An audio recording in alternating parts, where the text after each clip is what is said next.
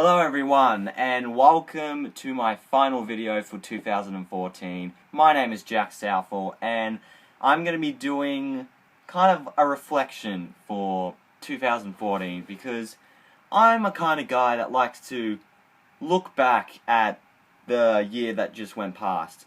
And over the last week or so, I've been looking back at some moments from 2014 that, you know, from January all the way to December, and I thought I'd make a video about it. So, I wanted to do it as like an awards show, kind of like the Slammies, but my version of it.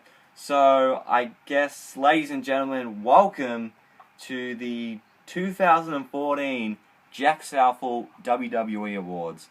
Hopefully this video should be a lot of fun, and it'll be a good way to reflect on the year of wrestling in 2014, because a lot of shit happened this year.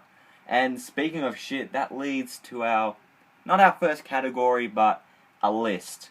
Before we get to all the good awards, like Superstar of the Year, Diva of the Year, Match of the Year, Show of the Year, all that stuff, we're going to get to a list, a top 5 list of the worst shit of this year. The stuff that we couldn't stand, the stuff that made us cringe, the stuff that made us go,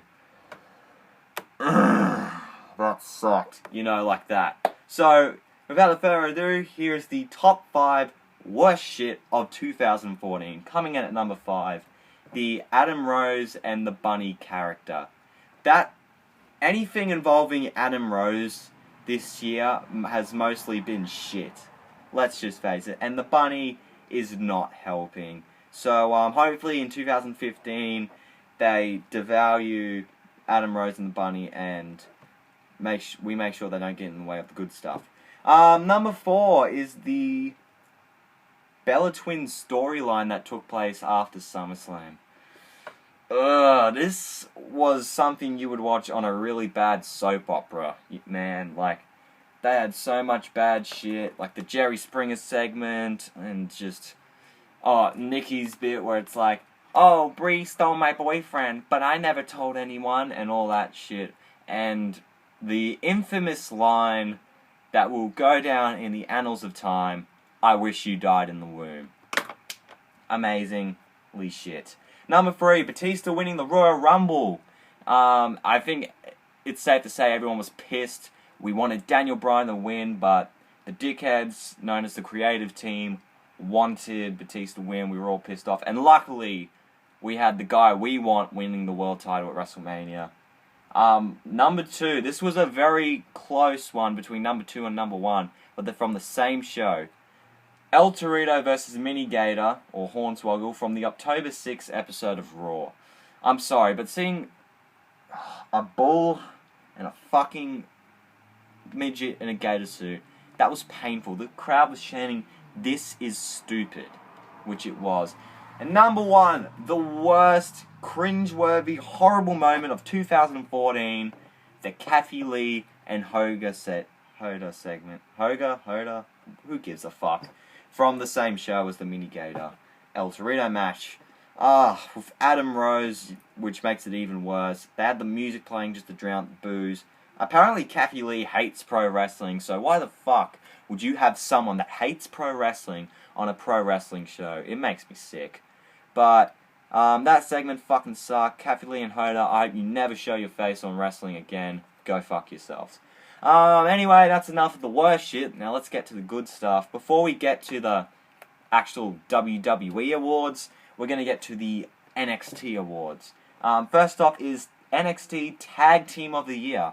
And that goes to the Ascension, who recently debuted last night on Raw and squashed The Miz and Damien Mizdow.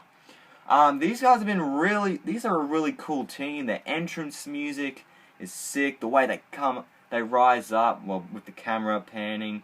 And they're just a really badass, cool tag team. And I hope they do really well in the main roster in 2015. Because it's going to be a fact that the Ascension are going to win the tag team titles. Anyway, NXT Diva of the Year goes to Charlotte. She's had some great matches. The one match that really stands out, though, is her match with Natalya at Takeover for the Women's Championship. Absolutely fantastic match. Go check it out. speaking of matches, NXT Match of the Year goes to Adrian Neville versus Sami Zayn in a title versus career match for the NXT Championship at Takeover Evolution. These two went at each other. Sami Zayn ended up winning. And speaking of Sami Zayn, he is the NXT Superstar of the Year. So, congrats to you, Sami. And hopefully he has a good feud with Kevin Owens. If these two can tear it up in Ring of Honor, then they sure can in NXT. Now, those are all the other NXT awards out of the way. Now it's time for the main awards. First off, we've got Betrayal of the Year. These are my personal awards I picked out, by the way. Betrayal of the Year goes to Seth Rollins betraying Roman Reigns and Dean Ambrose and pretty much destroying the Shield to join with the Authority on the June 2nd episode of Raw. The night before, the Shield decimated Evolution at Payback. And Seth Rollins just gets a chair. Triple H comes out and says there's always a plan B. Smacks Roman Reigns with a chair. Smacks Ambrose with a chair. And Seth Rollins becomes a heel. And let me just say, Seth Rollins is going to be mentioned a lot throughout this video. Next, upset victory of the year. When it comes to upset victories, this could be the biggest of all time. And you know what I'm talking about. Brock Lesnar defeating The Undertaker at WrestleMania 30. There was not one person who wasn't shocked by this. And if you weren't shocked, you are a fucking liar. I'm just saying. Straight up. Rivalry of the year. In my opinion, Dean Ambrose versus Seth Rollins. Obviously, it started from Seth Rollins turning his back on Shield. Ambrose, rightly so, was pissed off. Seth Rollins wins the Money in the Bank. Dean Ambrose gets screwed over thanks to Kane. And then Battleground, Seth Rollins wins by forfeit. Dean Ambrose comes out and beats the crap out of him all over the arena. And they were doing so much cool stuff. Like on Hulk Hogan's birthday, episode of Raw, I can't remember, was that August? Whatever. It was an August episode of Raw. Dean Ambrose comes out of the bloody present and just beats the shit out of Seth Rollins. And of course, where he stole the briefcase, Seth Rollins had the slime in his face. There was lots of awesome moments, and the matches were great as well. At SummerSlam, the Lumberjack match, we thought was going to be shit, but it was actually, in my opinion, the best match of the night. And, and at Hell in a Cell, we got those two in the main event. WWE had enough faith in these two guys to put them in the main event, and Seth Rollins ended up winning. But I think in the near future, in a couple of years, this feud's going to get revisited. I hope so, anyway. So, yeah, feud of the year goes to Dean Ambrose and Seth Rollins. Match of the year. Match of the year. This was a tough one. I know WWE says that Team Cena versus Team Authority was the match of the year. I don't think so. I believe the Shield versus the Wyatt family at Elimination Chamber was the match of the year. These two teams, the two biggest trios that we've seen in recent memory, fucking going at it, man. I can't remember some of the spots, but the one spot I do remember is when two members of the Wyatt family got Seth Rollins up and just planted him through the announce table. So much crazy shit. When I was watching it, I was marking out big time during this whole match. And but the Wyatt family ended up winning, and this was my match of the year. Yeah, so Shield and Wyatt family, good for them. Return of the year goes to the Ultimate Warrior, and I feel he deserves this award. He has, what a way to leave this earth by getting inducted into the Hall of Fame, standing on the stage at WrestleMania 30, and appearing on Raw the night after WrestleMania, cutting a really creepy promo when you look at it now, and then the day later he dies. What a way to go out on top, man. So, the Ultimate Warrior, just with all the shit him and Vince McMahon pulled in that 2005 DVD that was released, The Self-Destruction of the Ultimate Warrior. Man, how those two made up, I have no idea. But it was nice to see the Ultimate Warrior go, and what a way to go out in style. Rookie of the Year. And what I mean by rookie, I mean someone who has debuted on the main roster this year, who has made the most noise. And in my opinion, it's Rusev. And I guess you can put Lana with him as well. I mean, he's just dominated this year with the whole Russian gimmick and anti-USA and all that stuff. And he's beaten Xavier Woods, R-Truth, Big E, Jack Swagger, Mark Henry, The Big Show, lots of names. And also that, he won the United States Championship from Sheamus after Raw on the WWE Network. So, yeah, my Rookie of the Year goes for Rusev. That's why. Most shocking moment of the year. This is so hard. I wonder.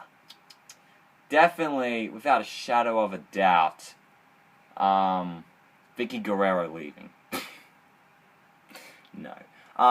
Most shocking moment of the year. Come on, guys. Brock Lesnar ending the streak. That, in my opinion, is the most shocking moment in WrestleMania history. That was a 21-0 WrestleMania streak, man.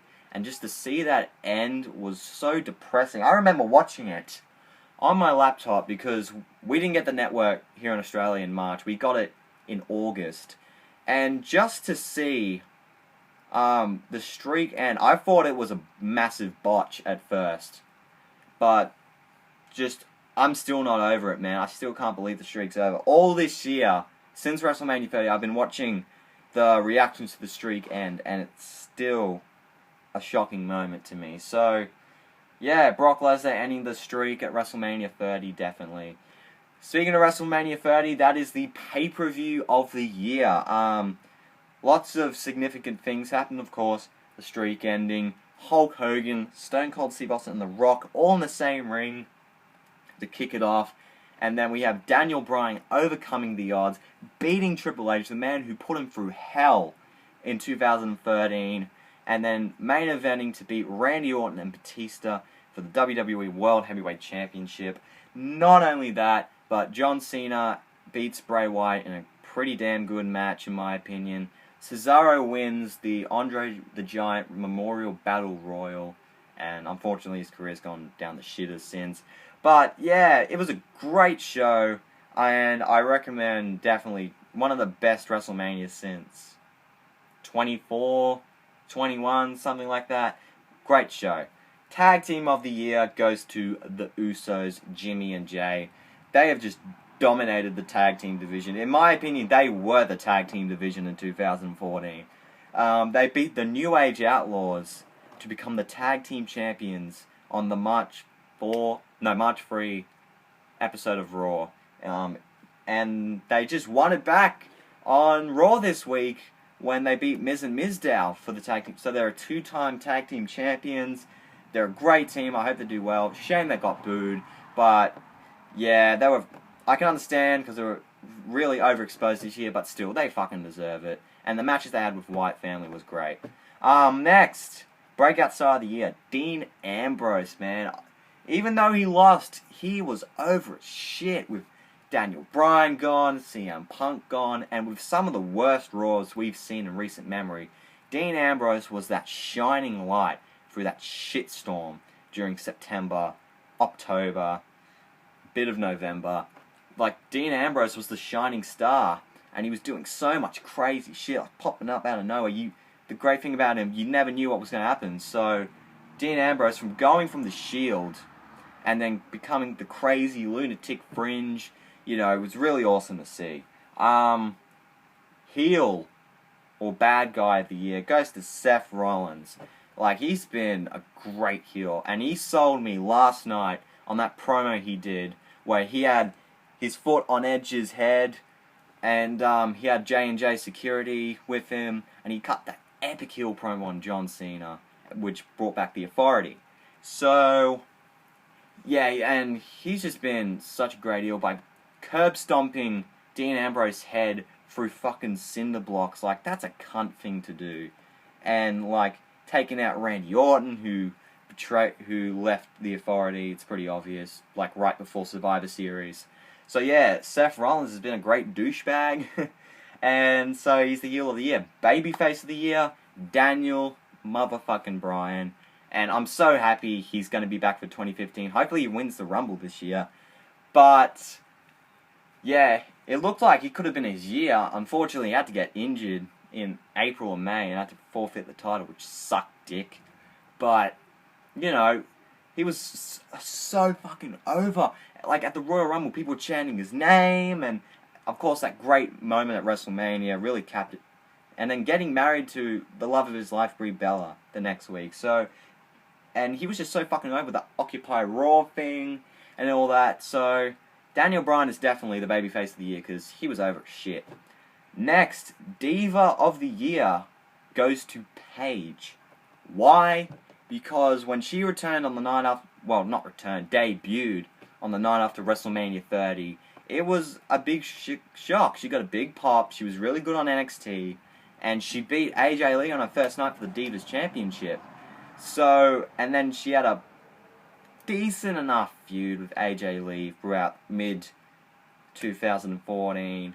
And she just shook up the Divas division for a while. So, yeah, and she's going to be on Total Divas next year. So, Paige is definitely my Diva of the Year. Now, before we get to Superstar of the Year, which some of you may already know, I want to talk about some other noteworthy moments from 2014.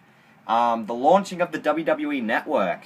That was a big moment for WWE to start their own streaming service of you can watch every pay-per-view live and from the past, original programming, like old Raw and SmackDowns, a whole heap of shit, man. And, you know, for me, I still use it. I used it to watch all the 2014 stuff over the past week to do this. So yeah, WWE Network, hopefully it doesn't shut down and it keeps going into 2015. The Team Cena, Team Authority match with Dolph Ziggler being the sole survivor and Sting debuting, which to me was fucking surreal. To see a guy who said he would never come to WWE and stuck with WCW and TNA and all that and then finally debuted on WWE. Really cool moment. Really cool moment. And hopefully he faces Triple H at WrestleMania 31. Next, the Occupy Raw movement, which I just said. CM Punk, oh boy, did CM Punk stir up the pot this year with leaving right after the Royal Rumble, shutting his mouth for the next 10 months, and then on around November, he finally breaks his silence on his buddy's podcast, The Art of Wrestling, which is a great podcast. Go check it out by Colt Cabana, and just spews out everything, man, about how he was treating WWE, his frustrations, and let it all out. And right after that, he joins the Ultimate Fighting Championship, the biggest mixed martial arts promotion in the world. So hopefully he does well in 2015 when he joins UFC. SummerSlam match between Brock Lesnar and John Cena. Seeing the big, bad superhero John Cena that apparently beats everyone. Cena wins low. Well, guess what? Brock Lesnar came in and kicked the living shit. Kicked the living shit. I'm weird. out of John Cena with 16 German suplexes and becomes the WWE World Heavyweight Champion. Like, pretty crazy moment to see John Cena get fucking squashed. Daniel Bryan's injury and return, which I just mentioned before. And last off, NXT's talent. You know, of course you have the stars like Sami Zayn, Adrian Neville, Tyler Breeze, a whole bunch of other guys there that have been around. But 2014, we saw the debut of a lot of big names. Kevin Owens, formerly known as Kevin Steen, big star in Ring of Honor. Hideo Itami, big star, or known as Kenta, he was a big star in the independent scene. And Finn Balor, used to be known as Prince Devitt, who used to be the leader of the Bullet Club in New Japan Pro Wrestling, and a big star over there. So to see those three guys come into the WWE on the same year is pretty crazy. But yeah, those were all the noteworthy moments from 2014 I want to get at. Now it's time for the Superstar of the Year. If you don't watch my videos, you don't know who this is, but if you do, you know who the Superstar of the Year is. My Superstar of the Year, Seth freaking Rollins. If you want to know why, I'll have a link to the video in the description below. But yeah, that was it. That was the 2014 Jack Southall WWE Awards, I guess. So, I hope you guys enjoyed it. This was a long-ass video. This is going to take for fucking ages to process on my little iPhone. But, yeah, that's going to be it. Hope you enjoyed. Make sure to leave a like. Comment on what were some big moments from WWE in 2014 that you'll remember. And make sure, if you want to see more videos from me in 2015, make sure to hit that subscribe button, because I would really appreciate it. But yeah, that's going to be it. Hope you guys had a great 2014. I sure did. And I can't wait to see what 2015 has in store for my life, your life, and for pro wrestling. So, that's it. Wrap it up here. See you guys in 2015. And I am out in 3, 2, 1.